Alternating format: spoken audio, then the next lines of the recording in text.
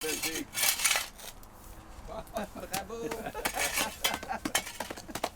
C'est plus de 30 terrains qui seront disponibles pour les entreprises commerciales lourdes et industrielles légères. Aujourd'hui, on souligne l'ouverture d'un projet important pour la ville de Rouyn-Noranda. C'est un projet que j'avais en tête depuis plusieurs années. Des plans pensés il y a plus de 25 ans par Michel Thibault, un homme d'affaires bien connu dans le domaine, ont été repris et adaptés par les propriétaires et associés du projet, Jean Dion et Yvan Blais. L'avantage, c'est qu'on est entre Rouyn-Noranda et Malartic et Val-d'Or.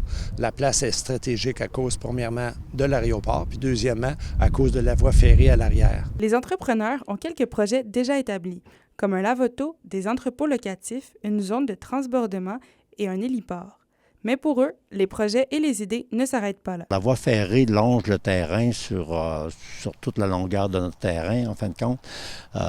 Il y a une possibilité de faire une voie de déviation, puis de bâtir des silos pour entreposer des produits que les minières et l'industrie lourde se servent en Abitibi-Témiscamingue. Et puis ça amènerait quand même passablement de business à Rouyn-Noranda, puis de desservir toutes les mines de la région du nord de l'Ontario et du Grand Nord québécois. Les intervenants s'entendent pour dire que c'est un projet qui aura une grande portée pour la région.